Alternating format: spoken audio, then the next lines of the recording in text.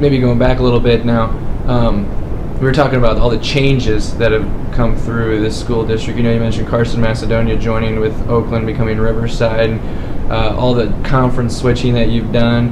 A lot of schools nowadays going through the consolidation or the co-op type deal. I guess, what was it like in '93 when you guys joined together? I mean, I'm sure there was some maybe hostility isn't the correct word, but what was it like then? Hostility is pretty close. Yeah. It was like war. Mm-hmm. The years leading up to that, there were battle lines drawn, and mm-hmm. people didn't want to do this, didn't agree to this. It was tough, and there were a lot of, I guess it was mainly in the adults, there's a lot of feelings and emotions, not wanting to give up the old. The kids have always been very positive about it. When we became Riverside, I mean, they bought in right away. There was never any animosity there, and the kids got along good. I think to this day we still have parents that are feuding and not really accepting change. We're trying to pass a bond issue now, and there's lines drawn in the sand on that. There are people that are not going to vote yes, and there's people that are not going to vote no, and it's tough. The only thing that's consistent is change, and a lot of people don't like change. I've had to make decisions that have brought about change, and I know that people fight you every step of the way, but the bottom line is you do what's best for kids, and that's what it's all about. I guess that's why I've done this for 36 years, is I'm here for the kids. That's the advice you would probably give to those co-oping.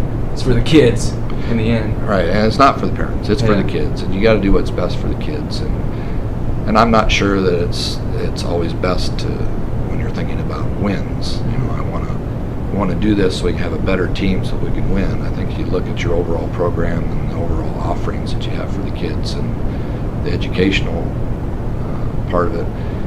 Right now we're battling an uphill battle in our conference with facilities. We just don't have the same facilities that the other schools do, and it's tough to compete year in and year out with them not having facilities.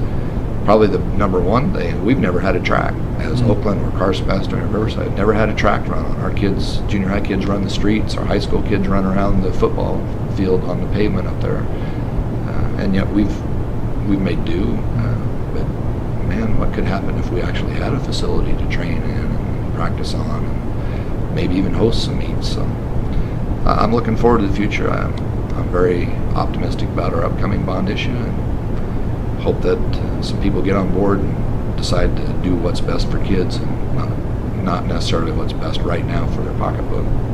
It sounds to me like even though you're retiring, you're still going to have a lot invested in this school district.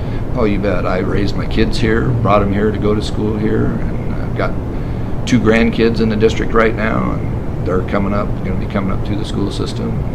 I'm hopeful I'll have more grandkids before it's all said and done. So you bet, I've got a lot invested. I've done more than just work here for 33 years. I've lived here and raised family here, and I've got a small business here. Yes, I'm totally invested in this. I guess moving towards the most recent, this past year, it's got to be a great year for you to go out. The basketball team goes to the state tournament for the first time as Riverside, and the last thing you're going to do as a coach is go to the state golf tournament. Can you talk about those 2 things in this past year? Well, that was, the winter was a good winter for us. Our wrestling team was very competitive and fared very well, and we had some kids at state wrestling tournament. Our basketball team, we kind of had an inkling going in that this might be a good year for us, and they managed to survive and advance. As it turned out, we got a pretty tough draw in the state tournament this year, but that was kind of neat. I got to sit on the sideline behind the bench, the first time I'd ever got to do that. With each new experience, there's some nerves and anxieties that go along with it, but that was a great experience for our kids, and I'm glad they got to do that. And then to finish off the year, our boys soccer team is doing awesome. They've got a legitimate shot at making the state tournament. And then, as you mentioned, our boys golf team, we've been really coming on this year. We've gone through a lot of adversity. We've had some grade problems, academic ineligibilities, and this and that. And, we finally got our team together, our full team. Well, we still don't have a full team, but we kind of come together the middle of April and have been playing pretty well since then. Finished third in the conference meet, finished second at the sectional meet, and then we managed to hang on and finish second at the district meet last Friday. There's only 4 strokes difference between second and fourth place in that tournament. Get advanced to state tournament, never been there. I've never been to Panorama, never seen the golf course. They tell me it's tough and humbling, so we'll find out what we're made of there. Our kids just, this golf team though has been unique. We were outside practicing in the snow and in the rain and stuff when the track kids and the soccer kids were practicing in the gym. We were out on the golf course and the kids never complained, never did anything about it. I told them, I said, this is going to make you tough, and I think we have one of the toughest group of kids I've ever had. And this new challenge experience for them up at state, I think that they'll handle in stride. I don't know, we may fall on our face, but I don't think so. I think these kids are a tough bunch. Our number 1 golfer, Eric Rock, he's probably the top 1A golfer in the state, average-wise and stuff, and he's got to be considered a favorite going in.